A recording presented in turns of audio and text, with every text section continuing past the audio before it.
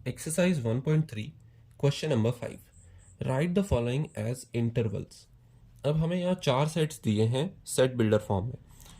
इनके एलिमेंट्स को हमें लिस्ट करना है, लेकिन यहाँ पर दी है कंडीशन कि x एक रियल नंबर है, x belongs to real numbers, और x -4 से बड़ा है और 6 से छोटा है या तो बराबर है। अब हमें पता है कि रियल नंबर्स तो इनफाइनाइट होते हैं।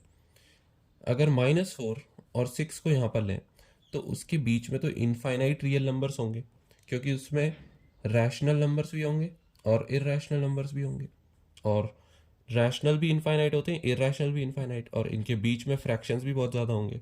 तो उन सबको हम लिस्ट कैसे करें? उसके लिए हमारे पास इंटरवल्स है।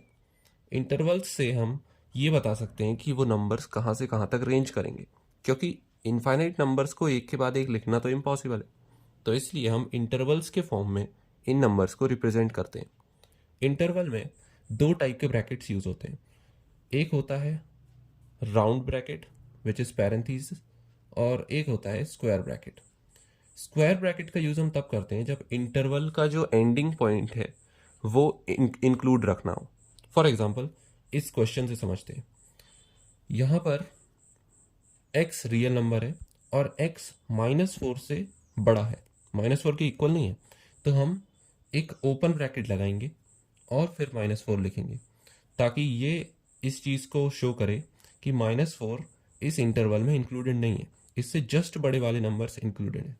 और कॉमा करके x का जो एंडिंग पॉइंट है 6 उसे लिखेंगे, और यहाँ पर 6 इंक्लूडेड है क्योंकि लेस देन इक्वल्स टू दिया है, तो यहाँ पर हम स्क्वायर ब्रैकेट लगा देंगे। तो यहाँ पे इंक्लूड नहीं करते और इस ब्रैकेट में इंक्लूड करते हैं। तो second question is x belongs to real number, x is greater than -10, 12 and less than -10। So यहाँ पर दोनों ही इंक्लूडेड नहीं है क्योंकि इक्वल टू का साइन कहीं नहीं है। सो हम लिखेंगे -12 टू -10 और दोनों में ओपन ब्रैकेट्स लगाएंगे। Then we have x real number है और 0 से 7 है, तो 0 इंक्लूडेड है तो स्क्वायर ब्रैकेट, और 7 इंक्लूडेड नहीं है तो ओपन ब्रैकेट या parenthesis. Fourth, x real number है, 3 से 4 तक है और दोनों ही इंक्लूडेड है, तो दोनों में स्क्वायर ब्रैकेट आएंगे, 3 एंड 4। तो these are the intervals of the given set builders.